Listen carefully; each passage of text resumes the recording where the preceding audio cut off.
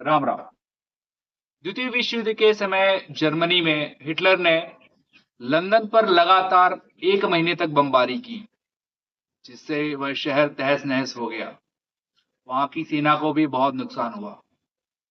उसके बाद हिटलर के दोस्त जो मुसोलिनी थे, उन्होंने मध्यस्थता के लिए कहा और यह प्रस्ताव लेकर वह ब्रिटेन के प्रधानमंत्री चर्चिल के पास गए। चर्चिल यह प्रस्ताव लेकर वहां के राजा के पास में गए और उसके बाद उन्होंने पूरे इंग्लैंड में घूम घूम कर इस पर जनता की राय जाननी चाहिए। तो वहां के इंग्लैंड की जनता ने कहा, we will fight, we will not bow down. हम लड़ेंगे, हम घुटने नहीं टेकेंगे। तो चर्चिल ने भी कहा, yes we will fight, our future generation will also fight. हम लड़ेंगे और हमारी आने वाली पीढ़ी भी लड़ेगी। युद्ध के पश्चात चर्चिल को इंग्लैंड के शेर की उपाधि दी गई, लायन ऑफ इंग्लैंड। तो चर्चिल ने कहा, I am not the lion, people of England are the lion, I just roar for them.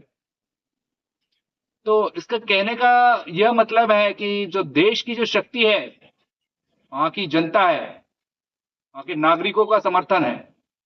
अगर भारत के परिप्रेक्ष्य में देखें, जब यहां पहलगाम का हमला हुआ और 10 दिनों तक भारत ने रिटेलिएट नहीं किया, तो लोग तरह तरह के सवाल उठाने लग गए, सरकार को क्रिटिसाइज करने लग गए।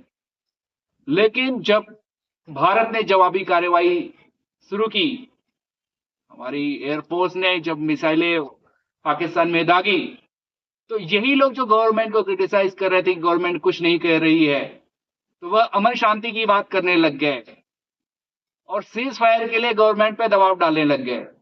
कहने लगे कि भारत और पाकिस्तान की ये आपसी लड़ाई में जो तीसरे जो देश है, जो हथियार बेचते हैं, उनका फायदा हो रहा है, इसलिए सीज फायर किया जाना चाहिए।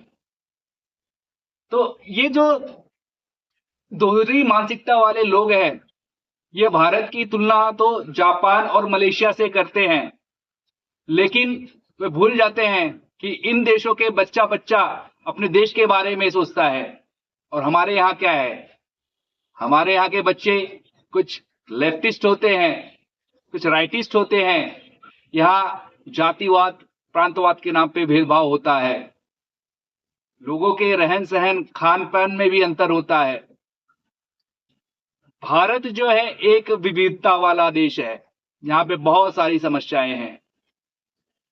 कुछ कंडीशंस में जो कुछ समूह के लिए यह फायदेमंद होता है, तो कुछ नागरिकों के लिए यह नुकसान होता है। लेकिन जब बात देश की आती है, तो इन समस्याओं को भूलकर लोग देश के साथ में खड़े हो जाना चाहिए।